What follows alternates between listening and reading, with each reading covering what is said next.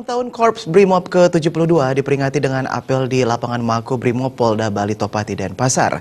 Dalam kesempatan ini, Kapolda Bali Irjen Pol Petrus Reinhard Golose menyatakan tertangkapnya tersangka pengedar narkoba Jero Jangol menjadi kado khusus hari ulang tahun Korps Brimob. Brimob ke-72 dilangsungkan dengan sederhana di lapangan Mako Brimob Polda Bali Topati Denpasar.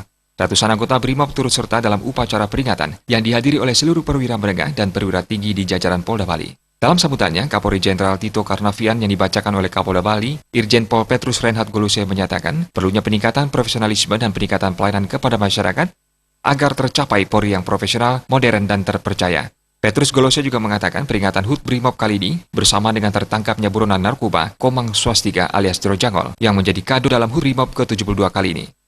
Sebelumnya ini juga hadiah ulang tahun untuk Korps Brimob dengan tertangkapnya oknum anggota DPRD atau Wakil Ketua DPRD Bali yang berhubungan dengan kasus narkotika. Saya mohon kesabaran kepada rekan-rekan karena kita mempunyai jangka waktu 6 hari untuk melaksanakan dalam khusus untuk penanganan kasus narkotika itu 6 hari sehingga perlu pemeriksaan.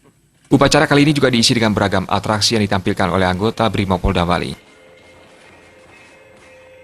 Rais Suantara, Bali TV.